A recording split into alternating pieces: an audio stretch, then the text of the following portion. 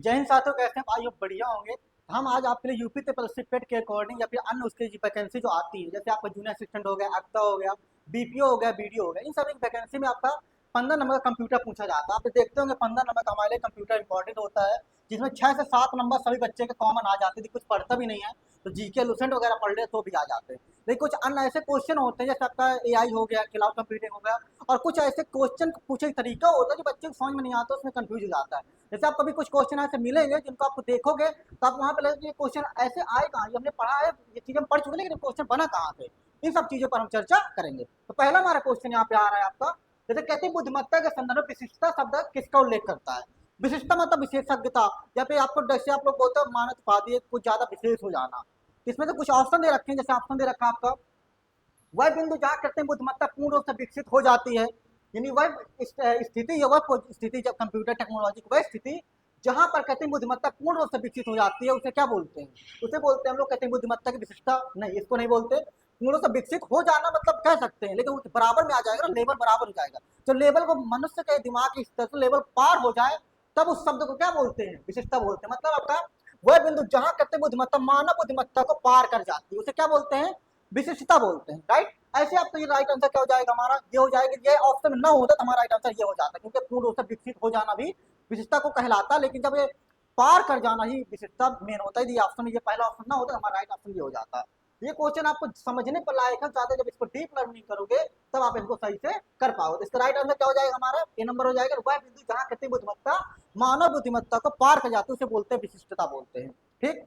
अगला सवाल है, जैसे हमारे यहाँ पे if M S PowerPoint 2016 में, ये 2016 18 जो भी आपका 18 भी हो, क्या 10 भी हो सकता है, 7 भी हो सकता है, तो उसमें आपका ब्लैंक यानी रिबन के ठीक ऊपर स्थित होता है। मतलब कहाँ स्थित होता है? रिबन के ठीक ऊपर स्थित होता है।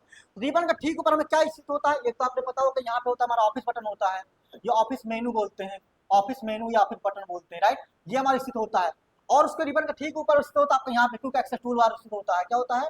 Quick access toolbar. Quick access toolbar स्थित होता है। तो यहाँ तक वही स्थित होता है जो आपको समान कमांड तक पहुंच प्रदान करने की सुविधा प्रदान करता है, मेनू तरफ से करवाता है। तो यानी हमारा क्या हो गया? ऑप्शन में क्या दिख रहा है हमारा? ऑप्शन बटन तो है नहीं है, यहाँ तो कह रहा है यहाँ पे ठीक ऊपर स्थित होता है, रिबन के ठीक ऊपर। रिबन हमारी इसकी यहाँ पे होती है, रिबन होती है जहाँ पे हमारे होम टैब, इंसर्ट टैब के ग्रुप होते हैं, जैसे आपका clipboard group, font group, paragraph group होते हैं। उसके जस्ट ऊपर रिबन होती है। तो रिबन के जो ऊपर स्थित होता है उसे बोलते हैं क्विक एक्सेस टूल बार। क्या बोलते हैं? Quick access toolbar. Quick access toolbar का मतलब होता है कि वह टूल्स जो कंप्यूटर में यूजर को बहुत जल्दी उपयोग करने की सुविधा प्रदान करते हैं। जैसे हमारा सेव करना होगा, प्रिंट करना होगा, अंडू होगा, रीडू कमांड होगा, इन कमांड को स्पीड में करने की सुविधा प्रदान करता है, उसे हम बोलते हैं यहाँ से quick access toolbar command से। ये हमारे यहाँ पे इसका राइट आंसर क्या हो जाएगा? हम यहाँ पे क्या भरेंगे? Quick access toolbar. Quick access toolbar हो जाएगा यहाँ पे इसका राइट आंसर, यानी बी नंबर इसका सही हो जाएगा। अगला देखो स्क्रॉल बार क्या होता है, इसका काम क्या होता है? आप लोगों को पता होगा, पेज को ऊपर, नीचे व दाएं बाएं खिसकाने के लिए, जब पेज को लेफ्ट राइट खिसकाते हैं या ऊपर नीचे करते हैं तो उसका हम यूज करते हैं स्क्रॉल बार। राइट। अगले देखते हैं, जो आपका ब्लैंक दे रहा है कि भाई एक प्रकाश संवेदी उपकरण जो ड्राइंग, मुद्रित पाठ, प्रिंटेड टेक्स्ट यानी या अन्य छवियों को डिजिटल रूप में कंप्यूटर मेमोरी में कन्वर्ट करता है, उसे हम क्या कहते हैं? मतलब आपसे कह रहा है कि एक ऐसा लाइट सेंसिटिव उपकरण, एक ऐसा लाइट सेंसिटिव टूल्स जो हमें क्या सुविधा प्रदान करता है? हैंड रिटेड टेक्स्ट, मतलब हाथों से लिखे हुए टेक्स्ट को या छापे हुए टेक्स्टों को, अन्य छवियों को डिजिटल रूप से परिवर्तित करने में मदद करता है। तो कौन करता है यहाँ पे? तो बार कोड आपका होता है, तो बार कोड आपको पता ही है क्या करता है, क्यूआर कोड वगैरह को स्कैन करने काम करता है। मतलब इसको क्या बोलते हैं हम लोग? बीसीआर बोलते हैं, मतलब बार कोड रीडर। तो बार कोड रीडर मतलब क्या होता है कि क्या करता है? ये सिंपल से यूज करता है कोई क्यूआर कोड या आपके जो प्रोडक्ट्स रहते हैं बार कोड उसको स्कैन करने का काम करता है। फिर आता है ऑप्टिकल मार्क रिकॉग्निशन, यानी ओ एम आर। क्या होता है? O M R, optical mark recognition. तो आप लोग ओ एम आर सीट में जब गोले भर के आते हो तो उन गोले को जो पढ़ने वाली मशीन होती है उनको बोलते हैं ओ एम आर, मतलब चिन्हों को पढ़ने काम करती है। वो ऑप्टिकल मार्क मतलब लाइट से चिन्हित किए हुए चीजों को पढ़ने काम करती है, समझने काम करती है। ठीक। फिर आपका आता है स्कैनर। स्कैनर, इसका राइट आंसर जाएगा यहाँ पे क्या लिखेंगे हम? स्कैनर। यानी स्कैनर एक ऐसा चीज है कि आप लोग का जो फोटो स्कैन करके पीडीएफ बना देता है, कंप्यूटर में सेव कर देता है। आपके कोई फोटो या किताब है, उसका यदि किताब को कुछ आप पेज प्रिंट करवाना चाहते हो, प्रिंट कर देता है, स्कैन करके पीडीएफ भी बना देता है। ये सब काम करने कौन करता है? स्कैनर करता है। प्लॉटर क्या होता है? तो प्लॉटर एक आउटपुट डिवाइस है। क्या है आपका? आउटपुट डिवाइस है। और यह क्या काम करता है कि बड़ी सी स्क्रीन में, दीवार में बड़ी सी स्क्रीन, ऐसी मतलब पर्दे में बड़ी सी स्क्रीन के रूप में कोई भी जानकारी कंप्यूटर में जो प्रोसेस हो रहा है उसको दिखाने के लिए उपयोग करते हैं। ठीक, ये चीजें आपके प्लॉटर क्या होता है आपको समझ में आ गया। स्कैनर आपका इनपुट डिवाइस है। ये तीनों क्या है आपके? ये तीनों इनपुट डिवाइस हो जाते हैं। क्या हो जाते हैं? इनपुट डिवाइस हो जाते हैं। राइट, याद रहेगा आपको। अगला देखते हैं, निम्नलिखित विकल्पों में से क्या इनपुट डिवाइस एक समान कार्य है? मतलब यहाँ से कह रहा है इनपुट डिवाइस का ऐसा समान कार्य क्या है, मतलब ऐसा नॉर्मल वर्क इनपुट डिवाइस का कौन सा है समान कार्य। जैसे आपका इनपुट डिवाइस निम्न से कौन सा ऐसा कार्य करता है? इनपुट डेटा को कंपाइल करना। कंपाइल करना मतलब बदलना, तो बदलने का काम तो करता नहीं है। फिर आपका आता है इनपुट डेटा प्रोसेस करना। तो यह काम किसका होता है? यह होता है सीपीयू का। मैं इसको काम, डाटा को प्रोसेस कौन करता है? सीपीयू करता है। राइट। अगला क्या ऑप्शन होता है? इनपुट डेटा को लिंक करना, मतलब जोड़ने काम। जोड़ने काम भी नहीं करता। राइट। अगला क्या होता है? इनमें से कोई नहीं, इनमें से कोई। दूसरा ऑप्शन है इनमें से इनपुट डेटा को रीड करना, मतलब जो भी हम कीबोर्ड या माउस से डाटा क्लिक करते हैं उसको रीड करता है, उसको रीड करके फिर आगे पहुंचाता है। हमने मान लो यहाँ से लिखा, कीबोर्ड से लिखा आर, तो आर ही प्रेस होगा, उसको पढ़ेगा कि आर ही प्रेस हुआ ना, कहीं ओके तो नहीं प्रेस कर दिया। ये पढ़ता मतलब रीड करता, तो इसका क्या काम हो गया? निम्न के में विकल्पों में से इनपुट डिवाइस का एक समान कार्य क्या है? समान कार्य है इसको डाटा को, इनपुट डेटा को रीड करना। राइट। आगे देखते हैं, ईमेल के बारे में निम्नलिखित कथनों को पढ़िए। जैसे एक चीज आप यहाँ पे देख लें, जैसे इनपुट डाटा को रीड करना, और यहाँ पे एक देखेंगे इनपुट डिवाइस वगैरह, इनको थोड़ी समझ लेते हैं। इनपुट डिवाइस कौन कौन सी होती हैं? जैसे आप लोग यहाँ पे देखते हैं कुछ डिवाइसें आपको मिलती हैं। जैसे डिवाइसें आपकी होती हैं इनपुट डिवाइस। इन डिवाइस आपको पता है दो प्रकार की होती हैं आपके, तीन प्रकार की होती हैं आपके। जैसे डिवाइस हो गया, डिवाइस डिवाइस आप कितने प्रकार के होते हैं? एक आपके होते हैं इनपुट डिवाइस, एक होती है आपकी आउटपुट डिवाइस, एक होती है आपकी प्रोसेसिंग डिवाइस। प्रोसेसिंग डिवाइस होती है। राइट। अब ये तीन प्रकार की हमारी क्या होती है? डिवाइस होती है। अब हमारी कितने प्रकार की डिवाइस होती है? तीन प्रकार की डिवाइस होती हैं। राइट। इनके भी प्रकार होते हैं, जैसे आप लोगों ने पढ़ा होगा। इनके भी कुछ प्रकार होते हैं, जैसे कि इनपुट डिवाइस क्या आते हैं? जैसे आपके इसमें आते हैं चार प्रकार आते हैं। कितने आते हैं? चार प्रकार आते हैं। जैसे हमारे आता है pointing device, pointing input device. फिर एक आता है आपका दूसरा, जैसे एक दूसरा आता है इसमें scanning device, scanning input device, typing input device. फिर आपका होता है कैप्चरिंग इनपुट डिवाइस।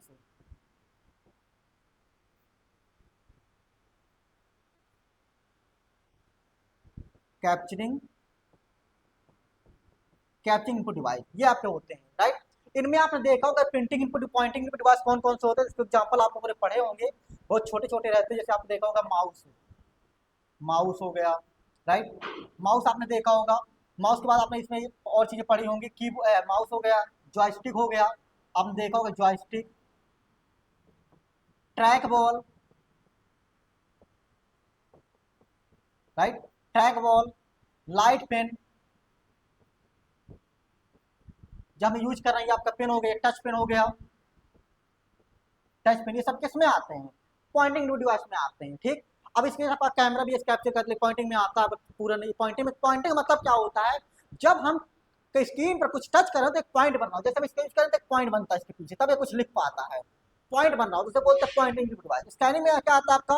OMR आता है, OCR आता है, MICR आता है, BCR आता है, स्कैनर आता है। ये सभी आ जाते हैं, इसमें आ जाते हैं। जब अगर टाइपिंग में देखते हो, टाइपिंग में क्या क्या आते हैं आपके? तो टाइपिंग में आप देखते हो कीबोर्ड आ जाता है। क्या आता है आपका? कीबोर्ड आ जाता है, टाइपराइटर आ जाता है। राइट। टाइपराइटर आ जाता है। और कैप्चरिंग में देखते हो आपको तो वॉइस कैमरा यानी माइक जो हम यूज कर रहे हैं, माइक, माइक्रोफोन, यानी माइक का मतलब क्या होता है? माइक्रोफोन बोलते हैं। फुल फॉर्म क्या होता है माइक का? माइक्रोफोन। कैमरा आ जाता है आपका, वीडियो कैमरा आ जाता है। ये सभी किस में आ जाते हैं? ये सभी आ जाते हैं कैप्चरिंग डिवाइस में आ जाते हैं। ठीक। ऐसे आपका आउटपुट में देखते हैं, आउटपुट में बहुत सारे देखते हैं। जैसे आप देखते हैं आउटपुट में, यहाँ पे आउटपुट आप देखते हैं काफी सारे। जैसे आपको होता है कि प्रिंटर हो गया, मॉनिटर हो गया,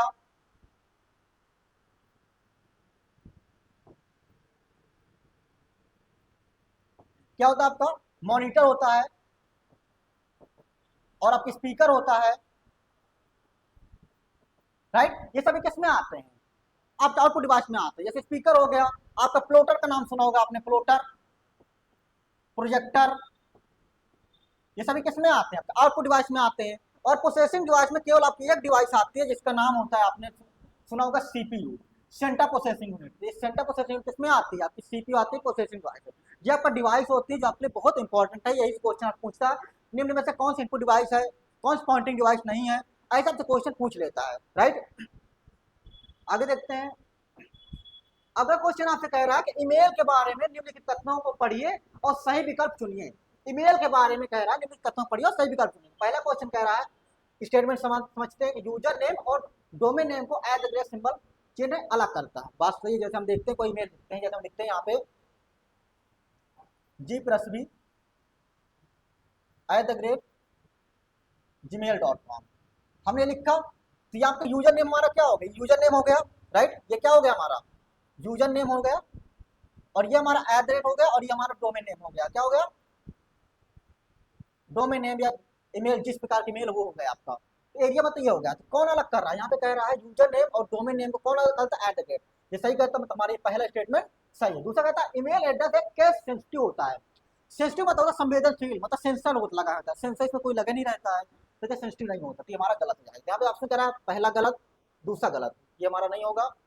एक सही दूसरा गलत, हमारा कौन सा हो जाएगा? ये वाला सही हो जाएगा, हमारा बी नंबर इसका राइट आंसर हो जाएगा। ठीक, अगला समझते हैं। जैसे ईमेल पर और कुछ चीज समझ, छोटे छोटे पॉइंट है तो काफी इंपॉर्टेंट रहते हैं, जैसे हम इनको समझ लेते हैं। ईमेल, तो ईमेल क्या है आपका? ईमेल आप जानते होंगे, इसको बोलते हैं इलेक्ट्रॉनिक मेल। क्या बोलते हैं? Electronic mail, electronic mail, right. Electronic mail को हम क्या बोलते हैं? ईमेल बोलते हैं। इसका निर्माण किया, इसका मतलब इसके जो जनक है, फादर्स ऑफ ईमेल, तो वो 1971 ईस्वी में, 1971 ईस्वी में पहला ईमेल भेजा था। पहला पहला ईमेल, पहला ईमेल रे टॉमलिंसन। किसने भेजा था? आप देखेंगे किसने भेजा था? आपने रे टॉमलिंसन ने। किसने भेजा था? रे टॉमलिंसन, रे टॉमलिंसन, रे टॉमलिंसन ने भेजा था पहला ईमेल। और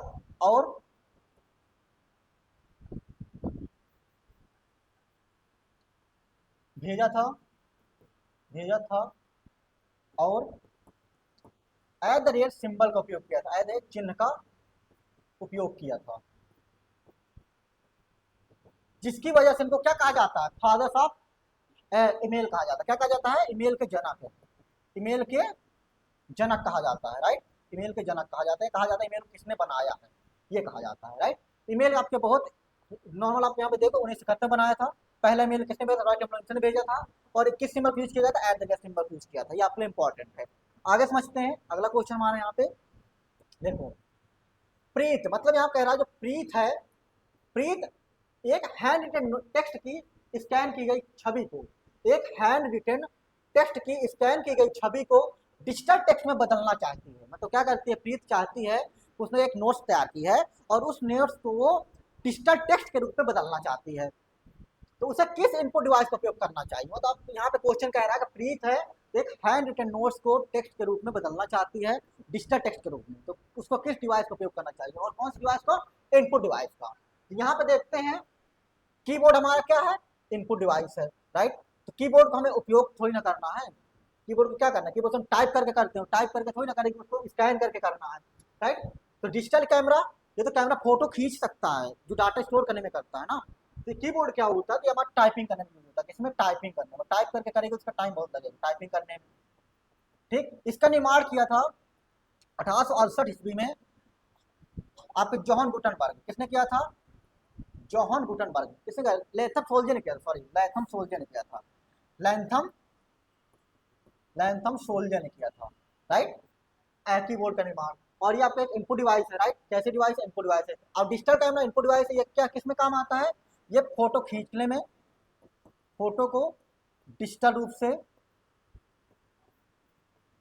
से सेव करने में या खींचने में, सेव करने में, क्लिक करने में होता है। अब आता है आपका मैग्नेटिक कैरेक्टर रिकॉग्निशन, यानी ये पूछा MICR।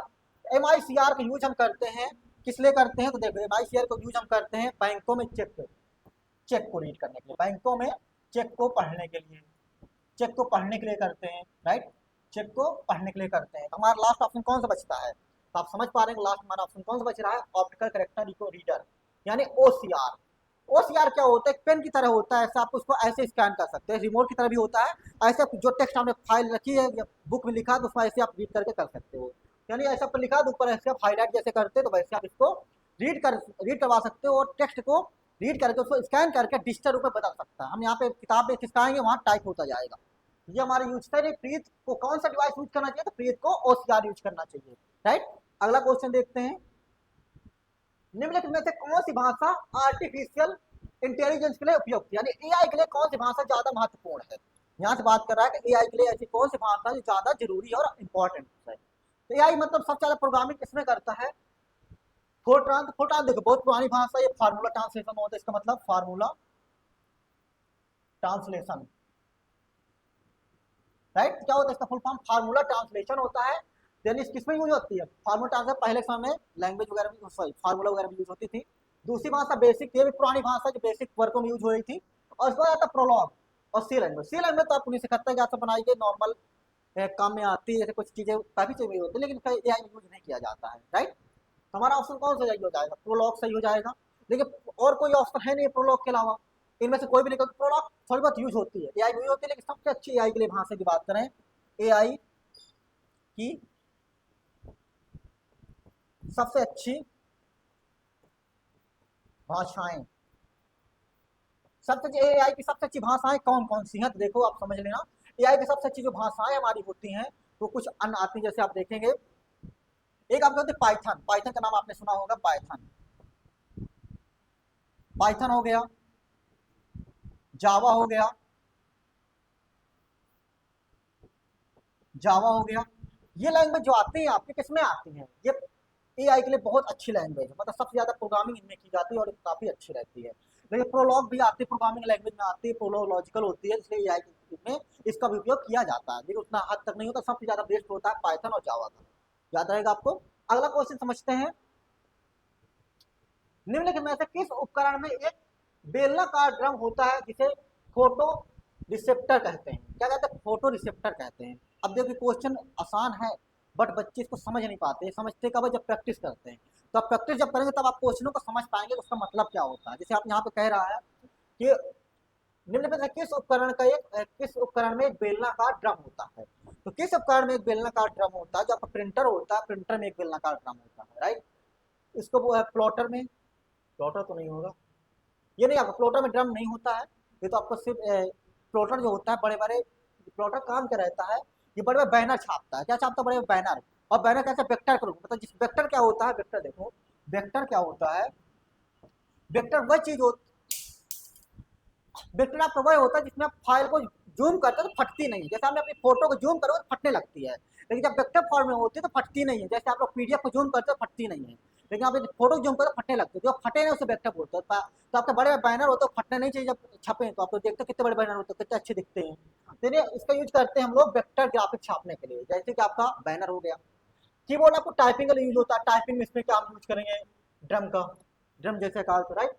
साथ आपका लेजर प्रिंटर, राइट आंसर क्या हो जाएगा, लेजर प्रिंटर राइट आंसर हो जाएगा, जिसमें आपका एक कॉर्टेज होता है, उसमें लगा होता है गोल गोल, आपका ड्रम की तरह लगा होता है, जिसके द्वारा प्रिंटिंग का काम आसान किया जाता है, राइट। इसका राइट आंसर क्या हो जाएगा, लेजर प्रिंटर हो जाएगा। जो स्टिक आपको बताया इनपुट डिवाइस होती है, जो गेम खेलने में लेफ्ट राइट अप डाउन करने के लिए यूज करते हैं, ठीक। तो प्रिंटर भी आपका कुछ प्रकार होते हैं, जैसे प्रिंटर के प्रकार होते हैं, आप समझ लीजिए प्रिंटर क्या होता है, प्रिंटिंग डिवाइस आपको भी पता है, और ये आउटपुट डिवाइस है। प्रिंटर जो होता है इसके कुछ प्रकार होते हैं, प्रिंटर इंपॉर्टेंट है, इनको समझते जाएंगे तो हमें कुछ डाउट हमारे और भी क्लियर हो जाएंगे। इसको समझते हैं, दो प्रकार होते हैं। एक होता है आपका इम्पैक्ट प्रिंटर, क्या होता है, इम्पैक्ट प्रिंटर। और दूसरा होता है आपका non impact printer.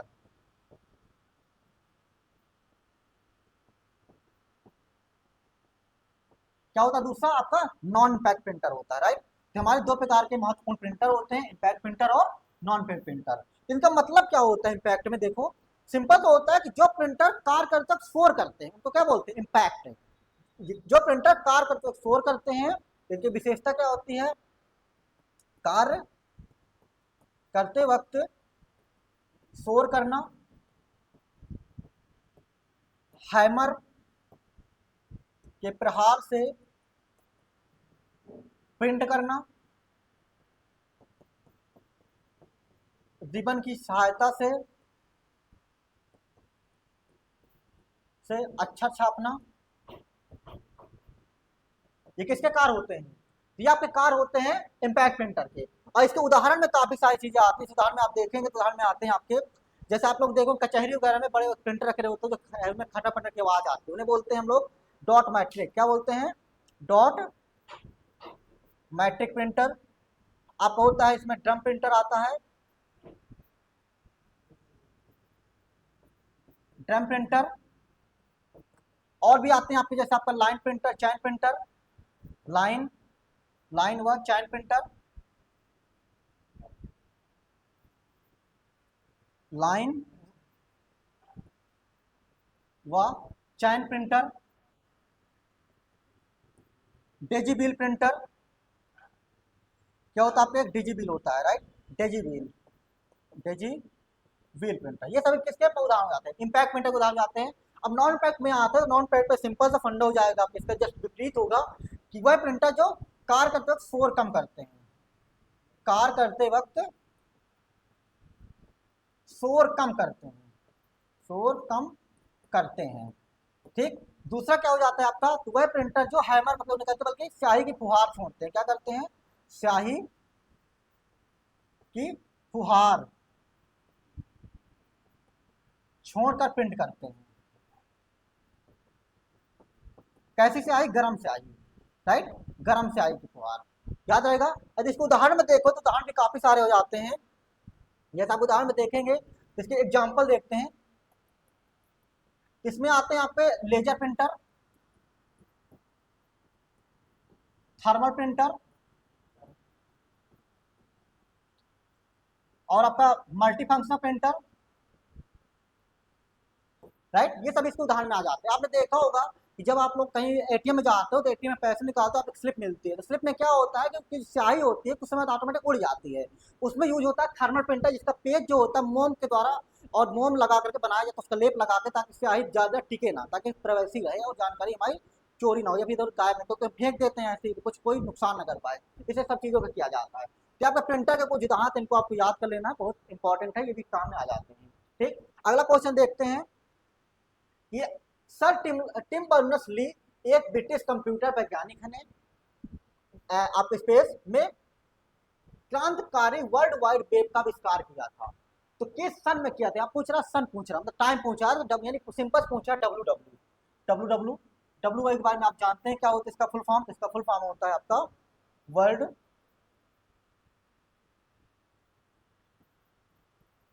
World wide web, इसका फुल फॉर्म होता है। और आपको बताया इसको बनाया किसने था? तो बनाया आपने टिम बर्नर्स ली ने, टिम बर्नर्स ली ने बनाया था। कब बनाया था? तो देखो प्रस्ताव रखा था इन्होंने, प्रस्ताव रखा था एक वैज्ञानिक संस्था थी जिसका नाम था सर्न। क्या था नाम? सर्न। सर्न में प्रस्ताव रखते हैं, और रखा था कब? 1900 सर्न में 1989 में रखा था। कब रखा था? 1989 में प्रस्ताव रखा था। और यहाँ पे याद है प्रस्ताव रखा था 1989 में, और कहाँ पर? सर्न में। किसने रखा था? टिम बर्नर्स ली ने रखा था। बाद में क्या करते हैं कि ये 1990 में 1990 ईस्वी में ये क्या करते हैं कि इसको बना के ले आते हैं, यानी डब्ल्यू डब्ल्यू को सार्वजनिक रूप से लॉन्च कर देते हैं। सार्वजनिक,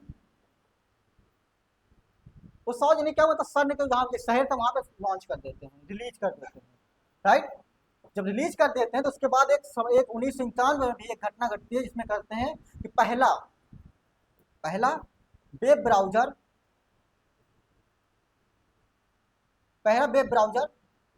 डब्ल्यू डब्ल्यू का निर्माण करते हैं। कब करते हैं? 1991 में करते हैं, राइट। और फिर क्या होता है कि जब इसका निर्माण कर देते हैं तो बाद में 1993 में भी एक चीज बनाई जाती है। 1993 में क्या बनाया जाए? 1992 की स्थापना करते हैं डब्ल्यू की। और 1993 में क्या करते हैं? मोजैक, मोजैक पहला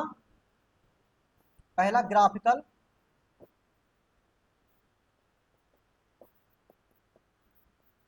ब्राउजर का निर्माण करते हैं, राइट। यानी आपको ये पॉइंट यहाँ पे समझने हैं, जैसे आप समझेंगे तो यहाँ पे क्लियर हो जाएगा आपका। देखो यहाँ पे टिम बर्नर्स ली ने प्रस्ताव कर रखा 1989 में रखा, बनाया कब? 1990 में। और 91 में पहला वेब ब्राउजर लेके आ जाता है, मतलब 90 89 भी इनके बीच में लाते हैं दोनों। और 1993 में मोजैक पहला ग्राफिक ब्राउजर लाते हैं। यहाँ पूछा जा रहा है कब टिम बर्नर्स ने क्रांति का निर्माण किया था, मतलब कब किया था यहाँ पे, 1982 नहीं, 90 95 नहीं, तो आपका कब किया था, 1990 में किया था। इसका राइट आंसर क्या हो जाएगा, 1990। कब बनाया था, 1990 में रिलीज किया था। समझ में आ गया, टिम बर्नर्स ने किसका निर्माण किया था, डब्ल्यू यानी वर्ल्ड वाइड वेब का किया था। एक शब्द आता है एफटीपी भी किया गया था, एफटीपी यानी फाइल, क्या होता है इसका मतलब, file transfer protocol, file transfer protocol. File transfer protocol का निर्माण कब किया जाता है, इसका भी निर्माण इसी समय करते हैं, कौन टिम बर्नर्स करते हैं, जो हमारे डाटा को पैकेट रूप में भेजने का कार्य करता है। ठीक, ये अब क्लियर हो गया, यहाँ तक कोई डाउट, आगे देखते हैं। गूगल क्रोम में किसी पेज को लोड होने से रोकने के लिए निम्न में से किस की का, यानी कीज, शॉर्टकट की के बारे में पूछा, किस कीज का उपयोग किया जाता है, किसका करते हैं हम लोग, ये बताना है आपको। तो इसमें देखो बहुत बार हम यूज करते हैं, जब हम लोग कोई पॉपअप खुल जाता है, जैसे हमारे पॉपअप को जैसे खुल गया और इसको हटाना, तो हम क्या करते हैं, यहाँ से हटा सकते हैं, तो हमारे पास एक बटन होती है स्किप बटन, क्या होते हैं स्किप बटन, यानी स्किप करना, इसको छोड़ देना, हम क्या करते हैं छोड़ देते हैं, स्किप यूज करते हैं, किसका यूज करते हैं, स्किप का यूज करते हैं। ठीक, बैक स्पेस को डिलीट करने के लिए करते हैं, टैब पे अगले में जाने के लिए करते हैं।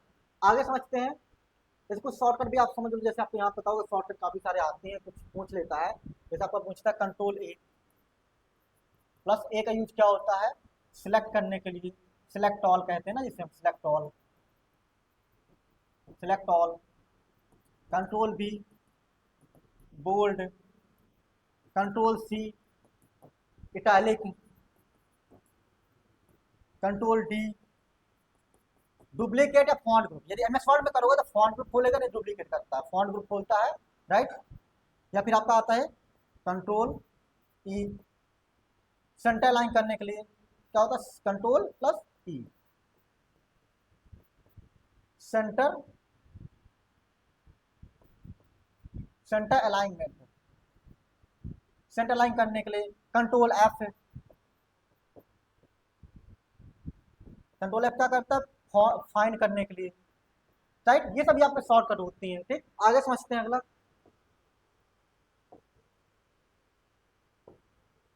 इतना क्वेश्चन कह रहा है कि समान सीडी रोम आमतौर पर डेटा को कितने तक स्टोर कर सकता है। तो पहले देखो सीडी रोम, सीडी रोम क्या होता है, देखो समझो सीडी, यहाँ पे कहा CD ROM, CD ROM, right, ये होता है compact disc read only memory, compact disc read only memory मतलब होता है सीडी रोम। अभी रीड मतलब पढ़ने बस का काम करेगी ना, तो किसका काम करती है, केवल पढ़ने बस का काम करती है, मैं इरिटेबल नहीं होती, इरिटेबल नहीं कर सकते, केवल पढ़ सकते हैं। तो 600 GB 600 KB नहीं करती, 680 बाइट नहीं करती, 680 के राइट। इस यहाँ पर राइट क्या हो जाएगा आपका 680 KB, 80 MB। तो आपका जो CD रोम होती है वो कितना डाटा स्टोर करती है, 680 MB स्टोर करती है। और इसका साइज कितना रहता है, तो 4/1/2 इसका व्यास रहता है, मतलब व्यास का मतलब क्या रहता है, जैसे सर्कल हो गया, ये सर्कल हो गया आपका, तो इसका जो व्यास होता है ये कितना रहता है, 4/1/2 मतलब 4.5 पॉइंट में रहता है, इंच में ना, कितना रहता है, 4.5 इंच रहता है, इंच समझते ना आप लोग, 4.5 इंच। ठीक, कितना रहता है, इंच में रहता है, समझ में आ गया आपको। आगे समझते हैं, के मीन्स एल्गोरिथम, के मीन्स एल्गोरिथम एक एल्गोरिथम है, यह पहली बात एल्गोरिथम किसका, पहले ये समझते हैं, ये एल्गोरिथम है मशीन लर्निंग का, किसका है, मशीन लर्निंग का। किस प्रकार का आता है, supervise, unsupervise, semi supervise, reinforcement. तो भाई ये एक प्रकार का क्या है ना, अनसुपरवाइज, मतलब ये इसको पहले से किसी सुपरवाइजर कोई डाटा जरूरत नहीं पड़ती है, इसके बाद जो डाटा होगा उसी को आसपास देख के बता देगा कि क्या है। जैसे कि आपको बताते हैं, मान लो आप कॉलेज जाते हो, तो कॉलेज में कोई बच्चा दिखे तो आप समझ जाओगे कॉलेज का पढ़ने वाला होगा, समझ जाते हो ना। आप यदि कहीं किसी इवेंट में जाते हो तो वहाँ देखते हो किसी व्यक्ति को, समझ जाता है यहाँ निमंत्रण में आया होगा, समझ जाते हो। ऐसा कहीं कोचिंग में जाते हो तो वहाँ बच्चे बैठे हो तो समझ जाते बच्चे पढ़ने आए हैं, आप देख के समझ जाते हो, अनुमान लगा लेते हो। ये तो वही काम करता है के मीन, ये क्या करता है, कैसे छांटता है कि जहाँ जैसे आसपास चीजें देखेगा उसी को देख के बता देगा हाँ ये वही उसे समझ तो वैसे लोग हैं, ऐसा होता है। समझ में आया आपको कि मतलब जहाँ जैसी आसपास चीजें देखेगा बता देगा हाँ ऐसे लोग चाहिए, राइट। के मीन्स मतलब होता है ऐसी चीज चाहिए, आपने कोई फोटो दिखा दी ऐसे लोग हैं, हाँ ऐसे लोग देखे हाँ ये है, बस हाँ वही अलग कर देगा। मतलब इसको अलग से कोई सुपरवाइजर जरूरत नहीं पड़ती, कोई अलग जानकारी ज्यादा जरूरत नहीं पड़ती, आस पास देखता है वही बता देता है। तो समझ में आया कि मीन्स का काम क्या होता है, अनसुपरवाइज है। और ये आज इसको सुपरवाइज तो पड़ती, इसको डाटा की जरूरत नहीं पड़ती, कि जैसा देखता है आसपास देख के वहीं से अंडरस्टैंड कर लेता है और समझ के बता देता है। ठीक, अगला सवाल देखते हैं, 8 बिट का उपयोग करके कितने यूनिट बाइनरी कोड नंबर उत्पन्न किए जा सकते हैं। 8 बिट का उपयोग करके कितने बाइनरी कोड नंबर बनाए जा सकते हैं, राइट। देखिए ये क्वेश्चन थोड़ी सी मतलब कठिन भी है, लेकिन आप समझो इसको 512 या आपको एमबी स्टोरेज में होता है 255, 256, 200। देखो ये 228 तो बना, 128 तो अंदर ही आ जाएंगे, 256 बनाए नहीं जाते, क्योंकि बनाए जाते जीरो से लेकर 255 के बीच। हमारा कितना आ जाएगा, 55 आ जाएगा, क्या आ जाएगा, 255 आ जाएगा। तो ये कितने बनाए, 255 के बीच बनाए जा सकते हैं, राइट। इसका ऑप्शन क्या सही होगा आपका, 255 इसका राइट आंसर हो जाएगा। ठीक, तो आपको 8 बिट, बिट क्या होता है, बाइट क्या होता है, देखो आप जानते हैं बिट का नाम सुना होगा, राइट। क्या होता है बिट, बिट का फुल फॉर्म क्या होता है, आप लोग सुनते होंगे बाइनरी डिजिट, बाइनरी डिजिट। ये क्या होता है, बिट का फुल फॉर्म होता है। अब एक बिट बराबर क्या होता है, एक बिट बराबर क्या होता है आपका, 0 या 1, ये दो होते हैं। ऐसे आता है आपका एक निबल आता है, एक निबल, एक निबल क्या होता है, यह होता है 4 बिट के बराबर होता है, किसके बराबर, 4 बिट के बराबर होता है। और एक बाइट आता है आपका, एक बाइट ये किसके बराबर होता है, 8 बिट के बराबर होता है, किसके बराबर, 8 बिट के बराबर, या दो निबल के बराबर, राइट। फिर आप देखते हो अगला इसमें आता है कि आप केबी, एमबी, केबी आता है आपका 1 केबी, मतलब 1024 बाइट, राइट। फिर आपका आता है 1 MB, 1024 केबी। जो आपके मोबाइल में डाटा आता है एमबी में, जीबी में आता है ना, वही चलता है। तो क्या होता है, 1024 केबी। जैसे आपका डाटा आता है 1 GB आता है, 1024 MB। फिर आपका आता है टीबी आता है, क्या होता है, 1 TB, 1 TB, 1 GB, MB, gigabyte, और फिर आपका टेटाबाइट, पेटाबाइट, बहुत सारे बाइट आते हैं। तो मैं वही चेक नहीं समझेंगे, ये चीज आपको याद रखनी है, बहुत इंपॉर्टेंट है ये। इतने ज्यादा ज्यादा ये पूछता है, ये पूछता है, ये पूछता है, ये पूछता है, बस इतने ज्यादा क्वेश्चन नहीं पूछता। तो यहाँ पूछा 8 बिट, मतलब 256 थोड़ी अलग क्वेश्चन था। ठीक, आगे समझते हैं, निम्न के पेरिफेरल डिवाइस में कौन सा केस इनपुट डिवाइस के रूप में जाने जाते हैं। पेरिफेरल मतलब क्या होता है, इसमें यूएसबी के द्वारा अलग से लगाया जाता है, बाहर से यूएसबी पोर्ट देते हैं, तो इसे फूस दिया जाता है ना, उसमें लगा देते हैं यूएसबी पोर्ट पे, तो उसे क्या बोलते हैं, हेडफोन। हेडफोन हम कहाँ लगाते हैं, तो हमारे ब्लूटूथ से कनेक्ट हो जाता है, कान में लगाए तो सुनते रहते हैं, तो हमारी गलत हो जाएगा, राइट। आफ्टर मार्केट हम यूएसबी पोर्ट पे लगाते हैं, हमारा सही है। लेकिन यहाँ पे क्या कह रहा है, इनपुट डिवाइस, ओसीआर ओवीआर क्या है, इनपुट डिवाइस है, आपको बताया था अभी। Graphical tablet, graphic tablet, graphic tablet use करते हैं, यस। लाइट पेन, ये भी करते हैं, ये भी करते हैं। ग्राफिक टेबलेट यूज भी करते हैं हम लोग, और लाइट पेन का यूज करते हैं, जैसे हम लाइट पेन को ड्राइंग वाइंग बनाने के लिए यूज करते हैं। प्रोजेक्टर, प्रोजेक्टर आपका क्या है, आउटपुट डिवाइस है, क्या है, आउटपुट डिवाइस है। ये तो हमारी पहली बात, पहली अलग हो गया। नीचे देगा विकल्प में बताना है तुम्हारे कौन कौन से, B C D, B C D, पहला सही हमारा क्या है, पहला सही है, राइट। ये नहीं आएगा, ये भी अलग से अटैच तो किया जाता है पेरिफेरल, लेकिन यहाँ इनपुट डिवाइस नहीं है, इससे हमारे गलत हो जाता है, तो ये भी सही रहता। ठीक, आगे समझते हैं, अगला सवाल का, एक ऐसा इलेक्ट्रॉनिक डिवाइस जो कंप्यूटर के डिजिटल सिग्नलों को एनालॉग सिग्नल में रूपांतरित करता है ताकि फोन लाइन के द्वारा उसका संचरण किया जा सके, उसको क्या बोलते हैं, हब। हब तो भाई बीच में रहता है, चारों तरफ ऐसे करता है, राइट। इसका मतलब स्विच एक से दूसरे बदलता है। तो नेटवर्क इंटरफेस हमारे नेटवर्क को जोड़ता है, जिससे हम इंटरनेट कनेक्ट कर पाते हैं, बात कर पाते हैं ना। तो मॉडेम, इसका राइट आंसर क्या हो जाएगा, मॉडेम। तो मॉडेम क्या होता है, जब ये डिजिटल सिग्नल को मॉड्यूलेशन, डिजिटल डिजिटल में डीमॉड्यूलेशन, ये होता है, इसका राइट आंसर क्या हो जाएगा, मॉडेम हो जाएगा।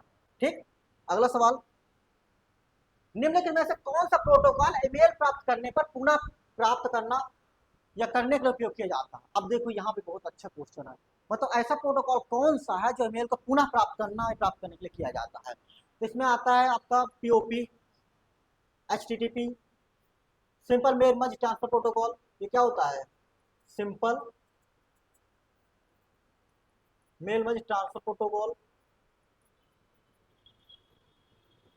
प्रोटोकॉल ये भी सभी क्या है, ईमेल के प्रोटोकॉल है। एचटीटीपी इसका मतलब होता है hyper, hyper text transfer protocol, POP post protocol होता है। क्या होता है? Post protocol.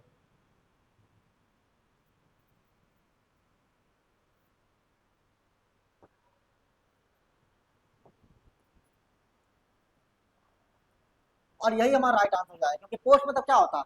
जब आप किसी को डांटे हो, कुछ भेजते हो, मान लो पोस्ट ऑफिस किया, अब वो आपको वो व्यक्ति को नहीं मिलता, लौट के आ जाता ना आपके पास, तो लौट के दोबारा प्राप्त करने की सुविधा होती है। किसमें होती है? पोस्ट ऑफिस में होती है। आपने भेज दिया, अब किसी को व्यक्ति के पास नहीं पहुंच पाओ तो उसने लौटा देता है, लौट जाता, अपने आप डाके लौटा जाता घर जाके। तो वैसे इसमें क्या होता है? इसका राइट आंसर पीओपी। मतलब क्या होता है कि यह पोस्ट प्रोटोकॉल जो होता है, यह ईमेल प्राप्त करने, पुनः प्राप्त करने की सुविधा देता है। ठीक, ये भी आता है, लेकिन इसके ये दोनों साथ में काम करते हैं, अकेले काम नहीं करता है। ठीक, आगे समझते हैं। हो गए क्या? पूरे हो गए? ठीक, तो ये हमारे आप क्वेश्चन थे। आज आपने 15-20 को 15-16 क्वेश्चन किए होंगे, और आपको उम्मीद है कि आपके समझ में आए होंगे, और आपने काफी अच्छे रहे होंगे, और ये इंपॉर्टेंट भी है तो आपके एग्जाम के परपेज से भी। ठीक है, आगे हम अभी और भी क्वेश्चन करेंगे, एआई के भी यूज करेंगे, काफी सारे नए नए टॉपिक्स है, उन सभी को भी हम ऐड करेंगे। ठीक, जैसे कुछ फुल फॉर्म होती है, जैसे आपका फुल फॉर्म होता है आईएसपी का। आईएसपी का ये आपको बताना है। एचटीटीपी का ये आपको बताना है। आपको बताना है सिम का फुल फॉर्म क्या होता है। आपको एसएमएस का फुल फॉर्म क्या होता है। आपको बताना है कि यूआरएल का फुल फॉर्म क्या होता है। आपको बताना है डब्ल्यू का फुल फॉर्म क्या होता है। आपको बताना है एफटीपी का फुल फॉर्म क्या होता है। आपको बताना आईपी का फुल फॉर्म क्या होता है। ठीक, आपको बताना एचटीएमएल का फुल फॉर्म क्या होता है। ठीक, आपको बताना फोर्ट्रान का फुल फॉर्म क्या होता है। ठीक, इन सभी का आपको फुल फॉर्म बताने हैं। राइट, इनके फुल फॉर्म कमेंट करिए, जैसे आईएसपी का इंटरनेट सर्विस प्रोवाइडर, एचटीटीपी का होता है हाइपर टेक्स्ट ट्रांसफर प्रोटोकॉल, फिर आपका होता है सिम का होता है, सिम देखो बहुत अच्छा क्वेश्चन है, सब्सक्राइबल इंटरकनेक्टेड या मॉड्यूल होता है। इसका देखिए क्या होता है, इसको कमेंट में बताना है। Short messaging system, uniform resource locator, world wide web, file transfer protocol, internet protocol, hyper text transfer language, और आपका फोर टर्म फार्मूला ट्रांसलेशन, ये सब इसके फुल फॉर्म है। तो इनको आपको नोट करके बताना है, कमेंट में बताना है, आपको नोट भी कर लेने हैं, ये बहुत इंपॉर्टेंट है। जैसे ऐसे बहुत सारे फॉर्मूले, शॉर्टकट, फुल फॉर्म, कुछ थ्योरी लिखवाते जाएंगे, तो आपके लिए काफी इंपॉर्टेंट रहेंगे। मिलते हैं फिर नेक्स्ट में। धन्यवाद।